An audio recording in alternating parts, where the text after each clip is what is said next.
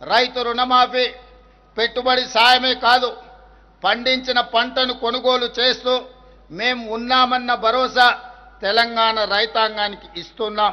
7,178 కొనుగోలు కేంద్రాలను ఏర్పాటు చేసి రైతు పండించిన చివరి గింజ వరకు ధాన్యాన్ని సేకరిస్తున్నాం. సన్నాలకు క్వింటాల్కు గిట్టుబాటు ధరతో పాటు 500 రూపాయల బోనస్ ఇస్తున్నాం. ధాన్యం కొనుగోలు చేసిన 48 గంటల్లోనే పంట అమ్ముకున్న రైతుల ఖాతాలో నగదు వేసి రైతుల కళ్ళల్లో ఆనందం చూస్తున్నాం. ఈనాడు బోనస్ ఇవ్వడమే కాదు, 29 లక్షల వ్యవసాయ పంపు సెట్లకు రోజుకు 24 గంటలు ఉచిత నాణ్యమైన విద్యుత్తును అందించడం ద్వారా రైతులను వెన్ను తట్టి ప్రోత్సహించి వ్యవసాయం దండుగ కాదు, వ్యవసాయం అంటే ఒక పండగ, రైతు ఆత్మ గౌరవంతో బ్రతికే విధంగా ఈనాడు రైతులకు ఉచిత కరెంటును అందిస్తూ ఈ ఉచిత కరెంటుకు 16,691 కోట్ల రూపాయలు ప్రతి సంవత్సరం విద్యుత్ శాఖకి తెలంగాణ రాష్ట్ర ప్రభుత్వం చెల్లిస్తుందని చెప్పడానికి నేను గర్వపడుతున్నాను. ఇది రైతుల పట్ల, వ్యవసాయం పట్ల మాకున్న చిత్తశుద్ధి. ప్రభుత్వం అండగా ఉందన్న ధైర్యంతో మన రైతులు కష్టించి దేశం ఆకలి తీర్చే అన్నపూర్ణగా తెలంగాణను నిలబెట్టారు. ధాన్యం ఉత్పత్తిలో దేశంలోనే అగ్రస్థానం. అంటే వరి ఉత్పత్తిలో ఒక సంవత్సరం 2,85,00,000 మెట్రిక్ టన్నుల వరి ధాన్యాన్ని ఉత్పత్తి చేసి దేశంలోనే మొట్టమొదటి రాష్ట్రంగా తెలంగాణ నిలబడ్డది.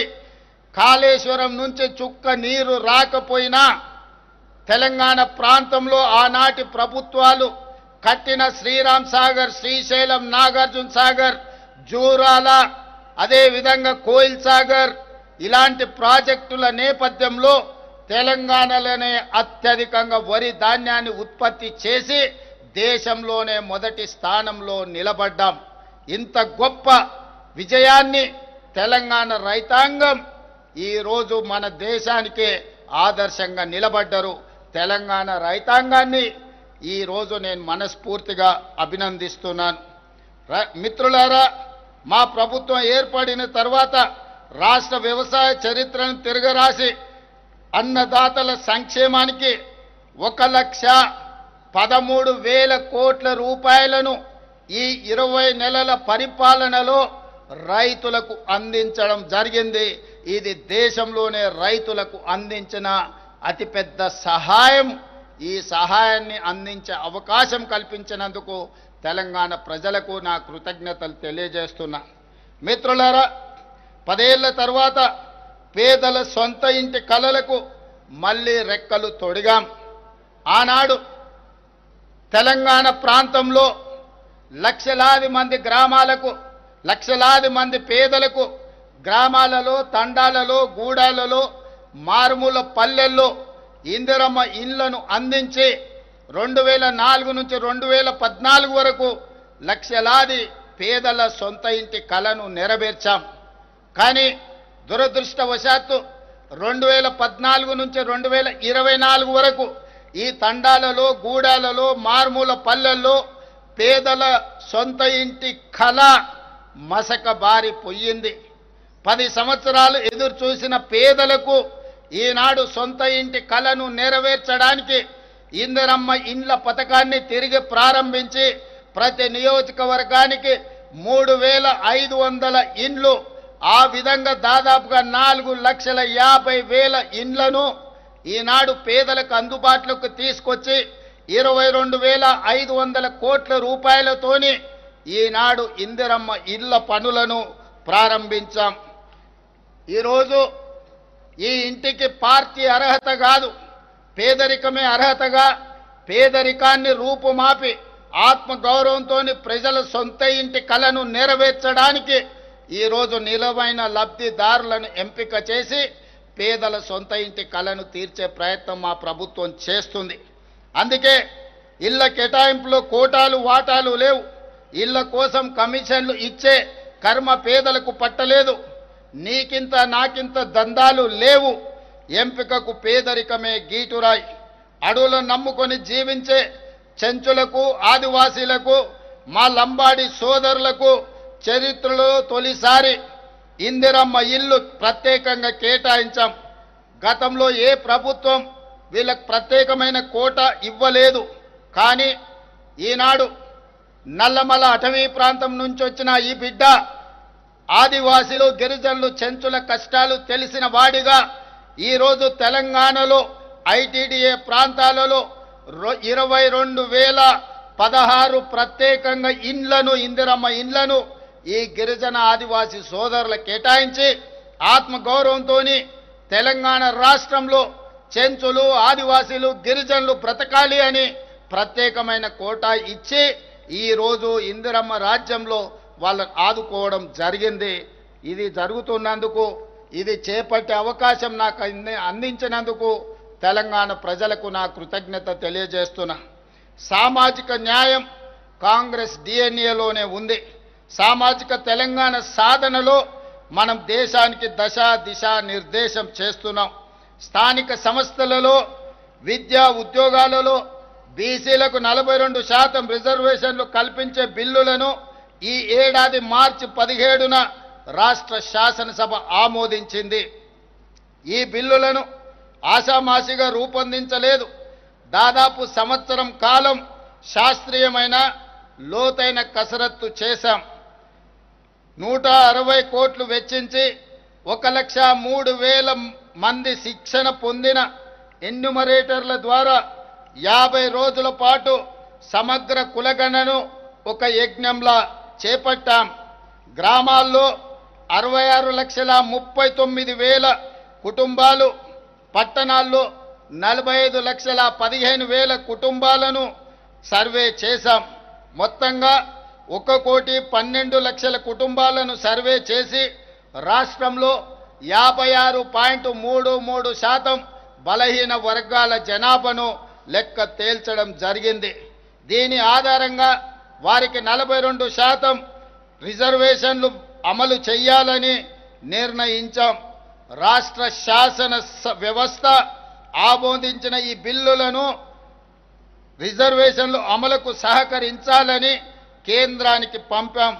మన పంపిన బిల్లులపై సత్వరం నిర్ణయం చేయాల్సిందిగా కేంద్ర ప్రభుత్వాన్ని మరొకసారి గోల్కొండ కోట మీద నుంచి తెలంగాణ ప్రజల తరఫున డిమాండ్ చేస్తున్నాను.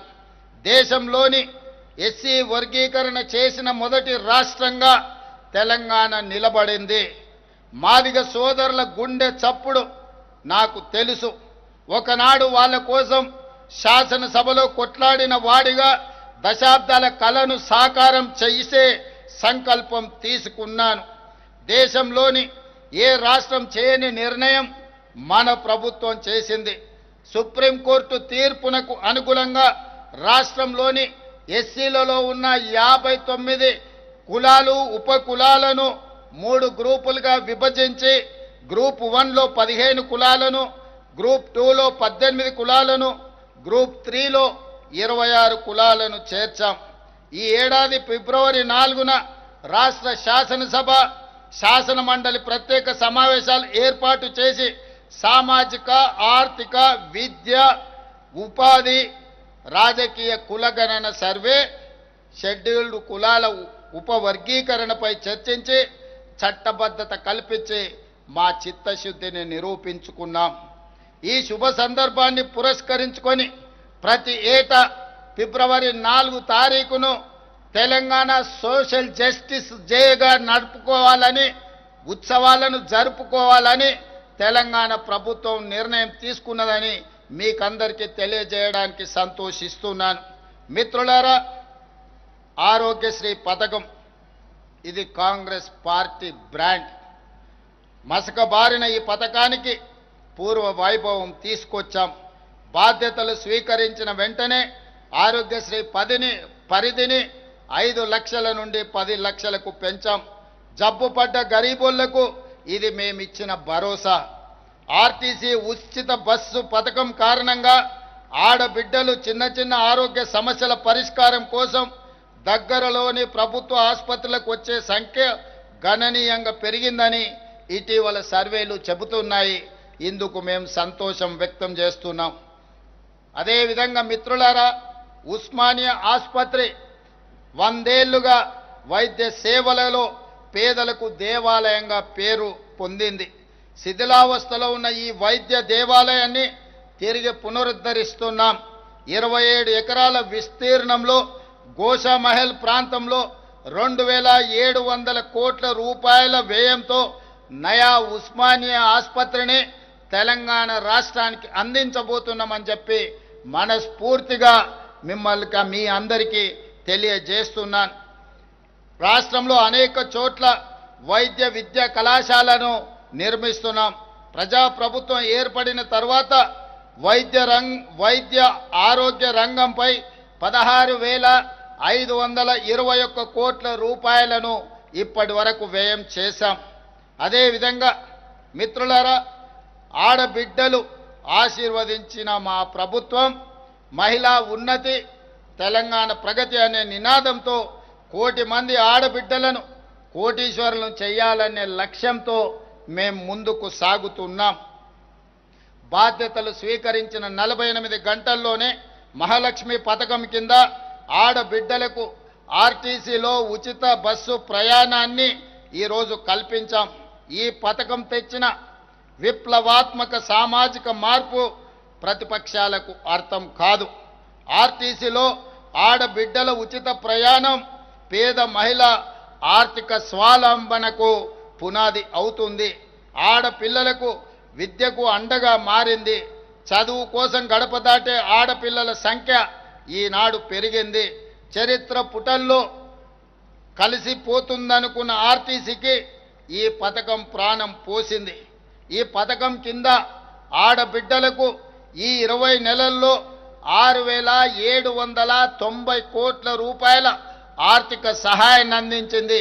ఈ 6,790 కోట్ల రూపాయలను తెలంగాణ రాష్ట్ర ప్రభుత్వం ఆర్టీసీ కార్పొరేషన్కు అందించడం ద్వారా ఆర్థికంగా చిన్న భిన్నమైపోయిన ఆర్టీసీ సంస్థను 50,000 మంది కార్మికుల కళ్ళల్లో ఈనాడు మనం ఆనందం చూడగలుగుతున్నాం. ఆ కార్మికులకు ప్రతి నెల మొదటి వారంలోనే జీతభత్యాలు అందించగలిగిన ఆర్థిక పరిపుష్టి ఈనాడు కార్పొరేషన్కు అందింది అనంటే ఈ పథకం ఎంతో ఉపయోగపడ్డది కార్మికులకు కూడా అని తెలియజేస్తున్నాను. ఇప్పటి వరకు దాదాపుగా 200 కోట్ల పైచిలుకు మహిళలు బస్సులలో ఉచితంగా ప్రతిరోజు ప్రయాణాలు చేయడం జరిగింది. ఇది మీ అందరికీ తెలియజేయడానికి నేను సంతోషిస్తున్నాను. రాష్ట్రంలో ఆడబిడ్డల సంక్షేమం అభివృద్ధి కోసం మా ప్రభుత్వం మొత్తంగా 46,689 కోట్ల రూపాయలను ఈ 20 నెలలలో సమకూర్చడం జరిగింది. అదేవిధంగా మిత్రులారా, యువ తెలంగాణ శక్తికి ప్రతీక. గడిచిన 10 ఏళ్లలో యువతను మత్తుకు బానిసలను చేసే కుట్ర జరిగింది. ఈ కుట్రని మేము ఛేదించాం. ఇవాళ తెలంగాణలో గంజాయి డ్రగ్స్ అనే మాట వినబడడానికి వీలు లేదు. ఈ విషయంలో కఠినంగా మా ప్రభుత్వం వ్యవహరిస్తుంది. ఈగల్ పేరుతో ఏర్పాటైన వ్యవస్థ రాష్ట్రం నలుమూలల నిశితంగా నిఘా పెట్టింది. గంజాయి కానీ డ్రగ్స్ మాయగాళ్ల వెన్నులో